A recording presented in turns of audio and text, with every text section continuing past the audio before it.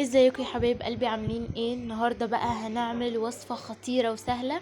طبعا كل يوم انا بعمل لكم وصفه خفيفه كده وسهله على قلبكم في الحر ده، وفي نفس الوقت تكون حلوه كده وجميله.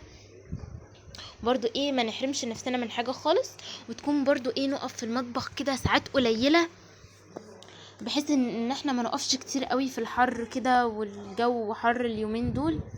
ربنا يهونها علينا يا رب. بس بقى النهارده هنعمل بقى كبده كده بانيه بالرده، وجنبها كده شويه مكرونه محمره، وطبق سلطه كده خضره جميل. اكل سريع وخفيف، وهنعمله في نص ساعه كده بالظبط، هنكون مخلصين وحاجه كده بسرعه. اول حاجه اهو جبنا الكبده وهي متقطعه بانيه. اول حاجه هنتبلها بخل وليمون وتوابل.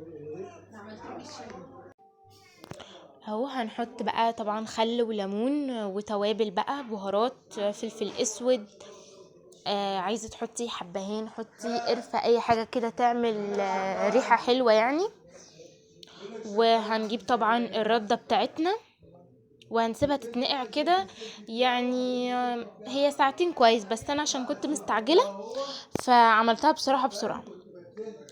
فهنجيب بقى الردة كده، وطبعا نبقى طاسة، نحط على النار طاسة فيها زيت على نار متوسطة كده، ونعمل الكبدة، نطلعها من التتبيلة دي، نحطها في الردة على الوش وعلى الظهر، ونظبطها كويس قوي من الردة، وطبعا نحطها على نار متوسطة يا جماعة عشان تستوي كويس قوي.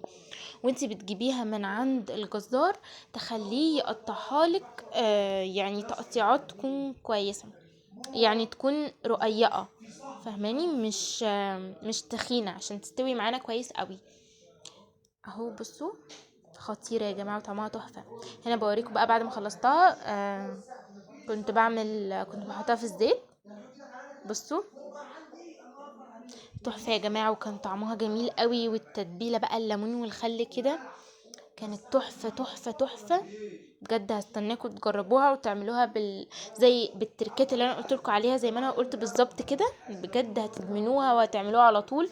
ولو اصلا حد ما بيحبش الكبده، بجد هيحب الكبده البانيه دي قوي. بصوا جميله ازاي وتحفه ورقيقه كده ومستويه كويس قوي.